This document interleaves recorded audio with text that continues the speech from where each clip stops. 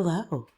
Welcome back to Backspace, a podcast devoted to essays and literary writing and random thoughts off the top of your head. My name is Michelle Kennedy.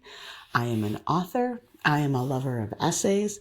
I am the mother of 8 children, and I am obsessed with sled dogs, organic gardening, flowers, plants of all sorts, really, and reading and words and writing.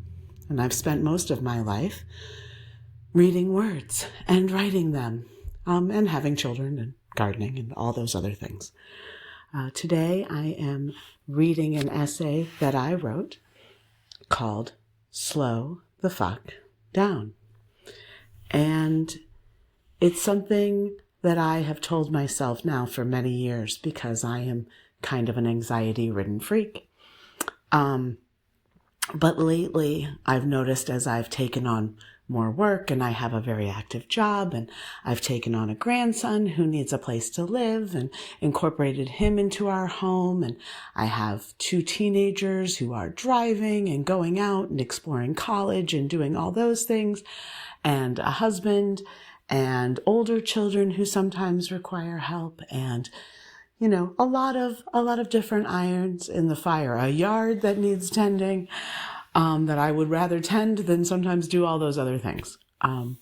So I wrote this essay to kind of share with you the franticness that I sometimes feel and to talk about why slowing the fuck down is so necessary sometimes. So bear with me. Please enjoy. Here is my essay, Slow the Fuck Down.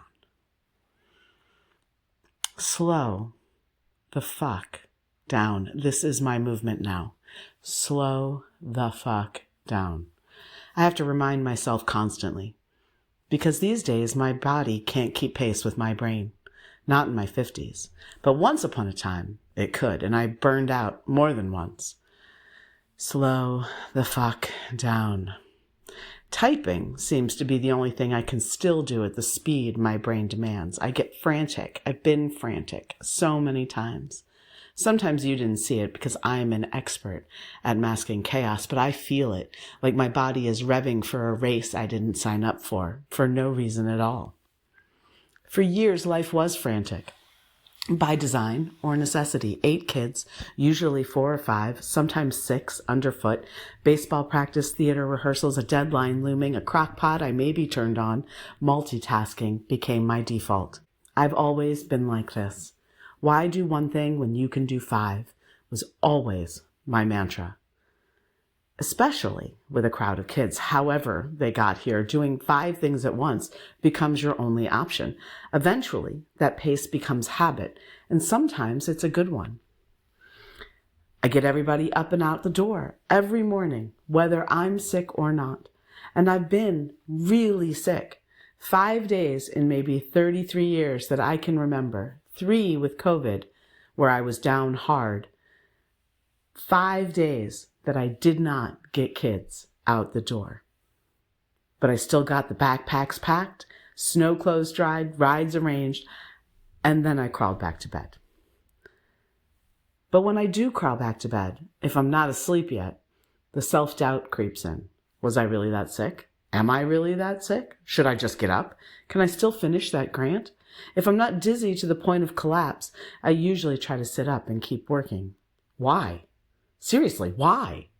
I don't have the full answer. I just know there have been moments when I've had to give myself permission to risk being fired just to feel better. And then the guilt sets in and I work twice as hard to make up for it. You always did have a lot of energy, someone said to me recently, a schoolmate's mother I hadn't seen in years. She came into the pharmacy where I worked 6 or 7 years ago. I didn't acknowledge her at first, HIPAA and all that, but she recognized me, and so we chatted briefly. She asked about my kids. She's seen them on Facebook, but she isn't sure how many I actually have, and I told her, 8. She was aghast. I'm used to that reaction now. I even pause when I say it during talks and stand-up comedy routines because I know it's coming. Slow the fuck down. I say it to myself while doing dishes, And I mean piles of dishes, twice a day, minimum, in this house of many. Back when I was just learning how to be a mom of many, the dishes were a mountain that overwhelmed me. They still do sometimes. I fantasize about the day. It'll just be a couple of plates, a fork or two, maybe a mug. But truthfully, I don't know that I really want that. I know I really want someone else to do the dishes. All of them. Always. I would 100% support a chatty robot like Alice from the Brady Bunch who could load and unload the dishwasher while giving me life advice. Once, overwhelmed and pissed about dishes and messes and life in general, I remembered something I'd read by Thich Nhat Hanh. Whatever you're doing, smile through it. I thought it was bullshit. Still do, most days. But that night, faced with my mound of dishes, I tried. Angry, glaring at my reflection in the window over the sink, I forced a ridiculous smile. An assholey grin.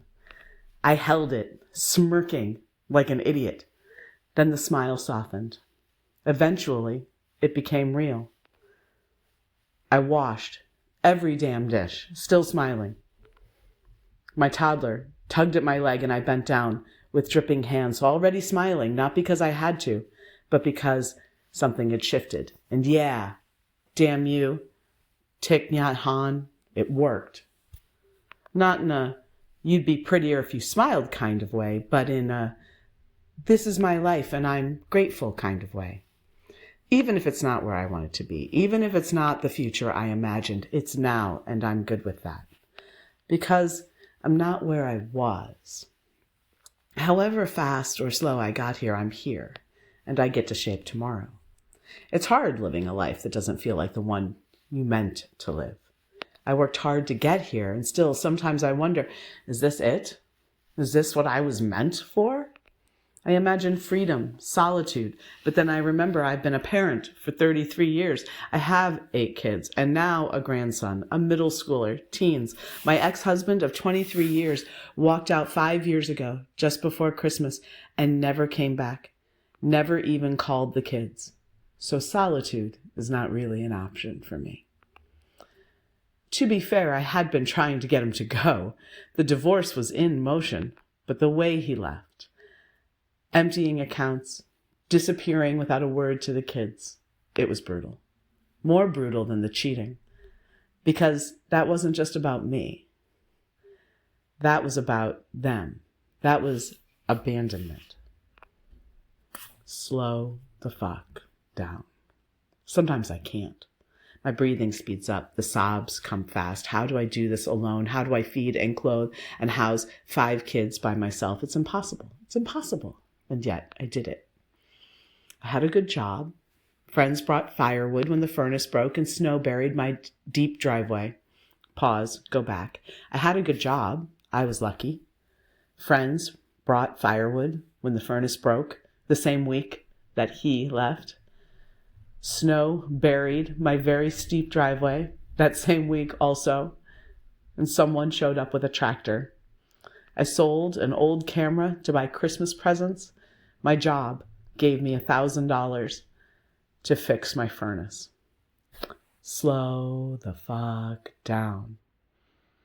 Eventually, I stopped crying all day. Nightly panic attacks still came, but I worked through them, mostly hidden. The kids were home for COVID. My son had shoulder surgery.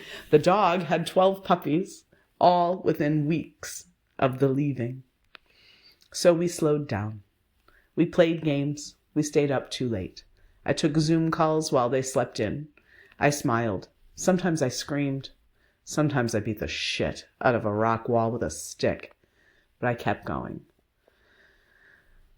Not because it mattered, or I mattered, or I felt like anyone thought I mattered, but because they mattered.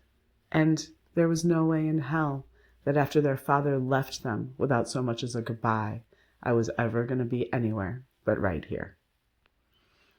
Sometimes I still get dressed like I used to, like I'm running from a fire, or if I'm one of my kids to one,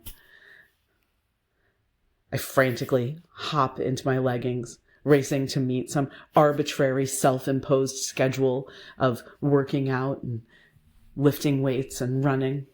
It's not just habit, it's trauma. It's the long shadow of a life where love meant control and urgency meant survival. But still, slow the fuck down, Michelle. You're going to break a hip trying to wrestle into your damn leggings. Do your work. Raise your kids. Raise your kids' kids if you have to. Plant the garden. Smile while you dig. Smile while you do the dishes. Smile when you don't really want to smile. Appreciate how far you've come. Cry. But don't stop. Don't coast. Just keep moving. But slow the fuck down.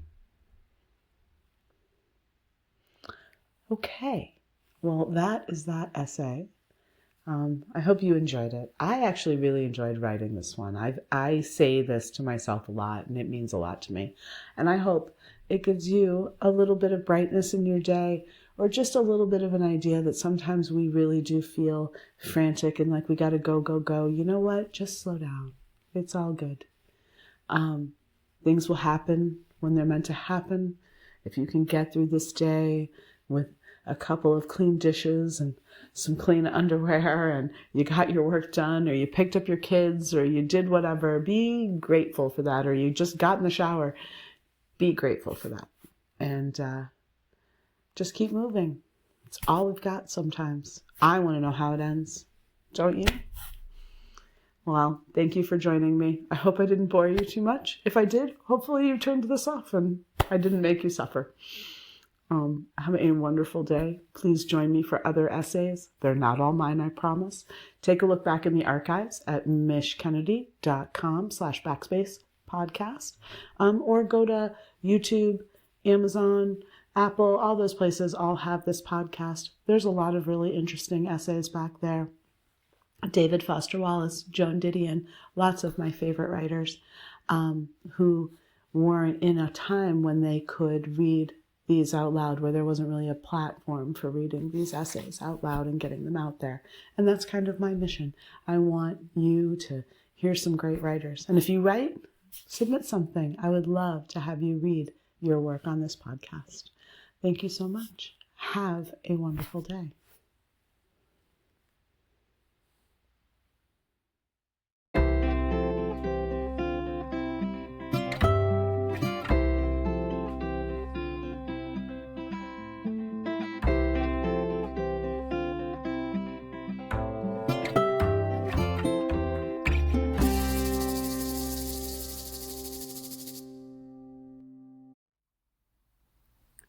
Thank you for joining me today for another essay. If you would like to contribute a comment, a question, or an essay of your own, please visit me at mishkennedy.com. I would love to hear from you. I hope you enjoy this beautiful day, wherever and whenever you are. As my dad always said, aside from if I get up out of this chair and you may be a pain, but you're not a window, if you wake up on the right side of the dirt, you still have a shot at a good day. So there's still a shot. Take it.